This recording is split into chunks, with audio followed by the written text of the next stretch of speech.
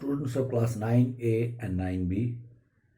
Today's lesson, the Mauryan Empire.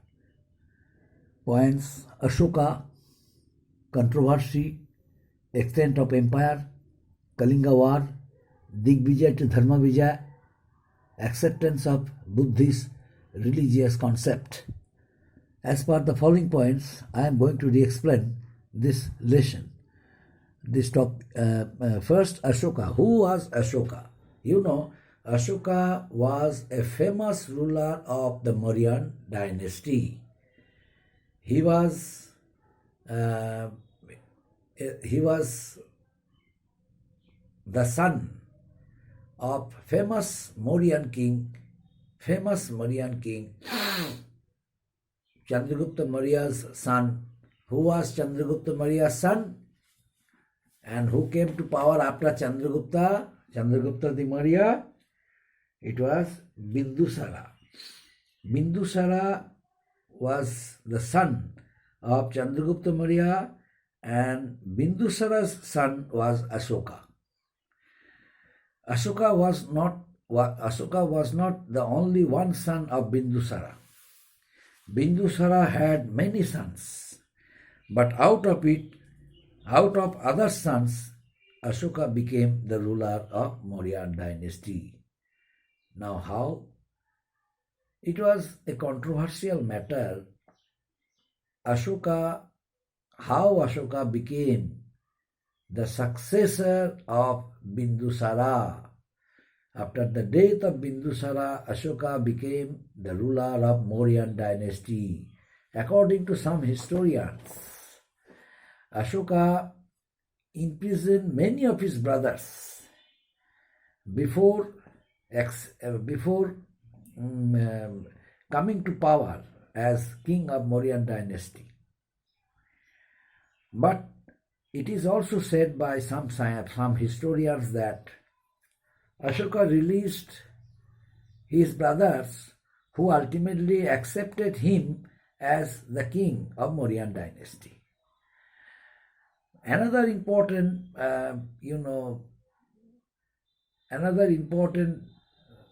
things are known to us only because of some historians.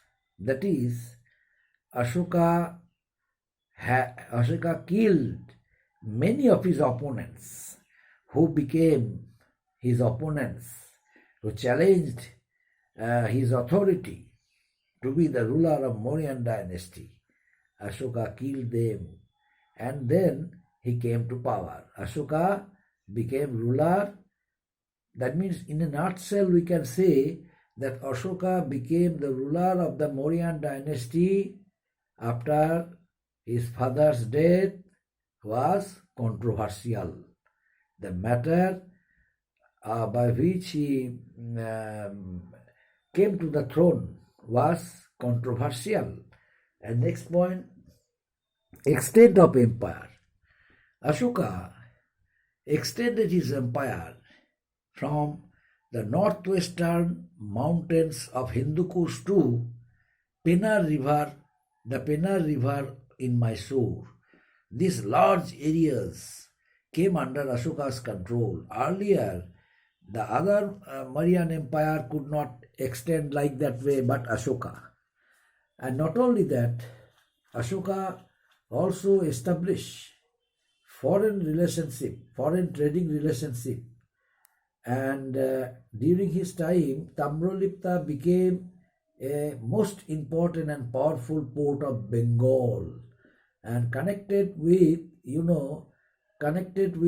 Sri Lanka and Burma by ships during Ashoka's reign. Ashoka strengthened international trading relations with different countries, and only because of that reason, some countries outside the Mauryas also shared close cordial relations with Central Asia's Khotan Empire.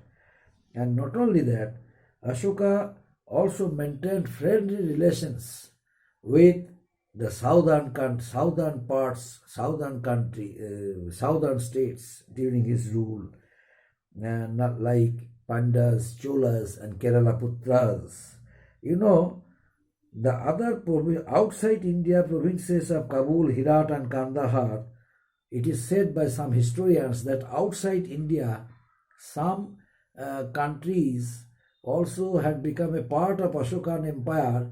These were Kandahar, Herat, Kabul, and Kandahar, Herat, and Kabul. These were the countries outside India. Outside India, these were the important countries, also had become a part of Mauryan Empire under Ashoka's rule. Now, Ashoka, you know, Kalinga War, Ashoka met Kalinga War. Ashoka declared a war against the king of Kalinga. It was very important and a matter of prestige for Ashoka. He had to declare war against Kalinga, but other rulers of Mauryan dynasty before Ashoka, they did not take any initiative against Kalinga since their relations was very healthy. But Ashoka did it with a view to ensure, richness, prosperity of the Mauryan Empire. That's why he wanted to utilize the geographical importance of Kalinga. That's why he declared war against Kalinga. But Kalingan, empire, Kalingan king utilized manpower, mass, common people. They all took part in the battle, and that's why, according to some British historians, that's why 1,50,000, approximately 1,50,000 people, they imprisoned. They were imprisoned by Ashoka at the end of that battle of Kalinga, and around 1 lakh people died while fighting against each other. So this bloodshed changed the mind of Ashoka. Ashoka decided to adopt the policy of non-violence. Earlier he was a violent ruler, and that bloodshed change gave him a great blow. That's why he changed his foreign policy. The policy of violence he forgave, he gave up, and instead of it he adopted the policy of non-violence. So Digvijaya to Dharma Vijaya, Ashoka's life suddenly changed, and Ashoka, gave a birth of a new concept, that is non-violence, and accepted the religious concept of Lord Buddha. This Buddha's concept encouraged Ashoka a lot, and Ashoka, by adopting the policy of Dharma Vijaya, he also extended his empire and established good and friendly relations with different countries of India, different countries of the world. The origins of symbol of modern India came only because of the national flag, and coins still now are used, and the symbols of Ashoka Chakra also shows the importance of Ashoka, how much important ruler he was, only because he became a very relevant and important ruler only because of his policy of Dharma Vijaya. Instead of violence, he adapted the policy of non-violence. That's why he became a famous person in Indian history. Now Kalinga War, that incident of Kalinga, which was taken place in the year 261 BCE, Ashoka met that battle, and near about 1 lakh people died while fighting against each other. Thousands of people, they all also severely wounded, and 1,50,000 people taken into the custody as prisoners. And these killings of Kalinga War These killings of Kalinga War had become a very uh, drawback in the history of Mauryan dynasty, but ultimately Kalinga was annexed to Mauryan Empire, and Ashoka stood amidst the death and destruction. And ultimately, after Kalinga War, Ashoka became a new person. He embraced the teachings and preachings of Buddhism, renounced war and violence, and at the same time he also introduced his own concept Dhamma,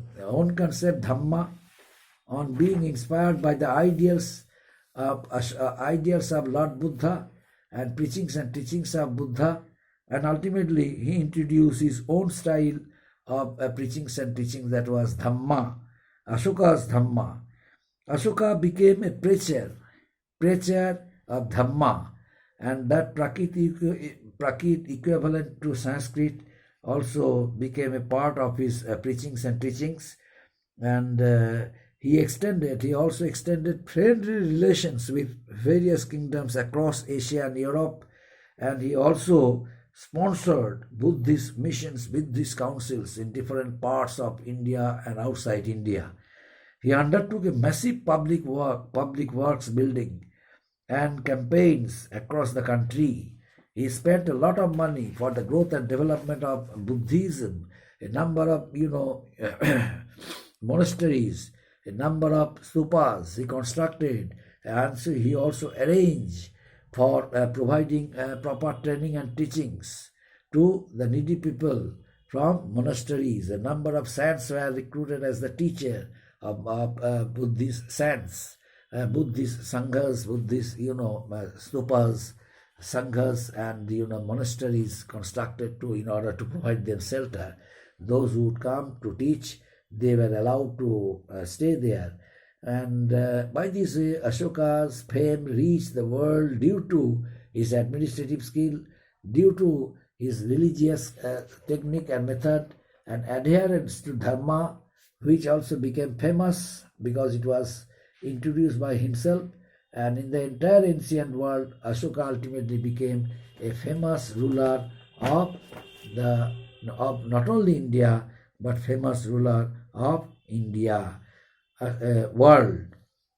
Now, Ashoka's policy and technique, Ashoka's method, Ashoka's policy also was followed by one Indian leader, a number of Indian leaders. Out of it, Mahatma Gandhi was the first and foremost ruler of India who adopted the policy of non-violence of Ashoka and was inspired by his ideals. So what technique and method once Ashoka followed, it was a very unsuccessful matter for him. According to him, Ashoka himself narrated it, that the Kalinga War and deaths of millions of people should not have been done, but it occurred, it happened. It was a great mistake in his life. He never thought that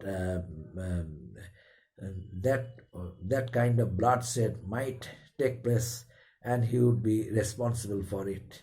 Otherwise, he would avoid killing of people, killing of common people, killing of soldiers of both the two countries, both the two places.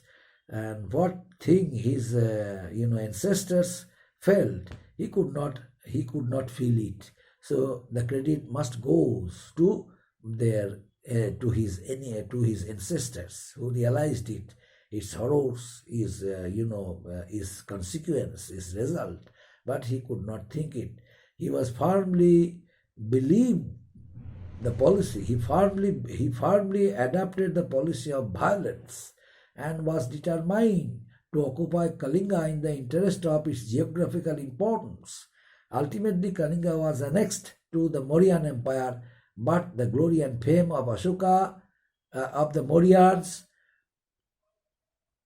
was gone, and hence Ashoka felt it that it should be recovered. That's why he changed his policy, became a non-violent ruler from violent. a violent ruler, suddenly he turned himself to be a non-violent ruler, and ultimately Ashoka brought a remarkable change not only in his own life but in the history of India and in the history of world up to this, my dear students. Thank you.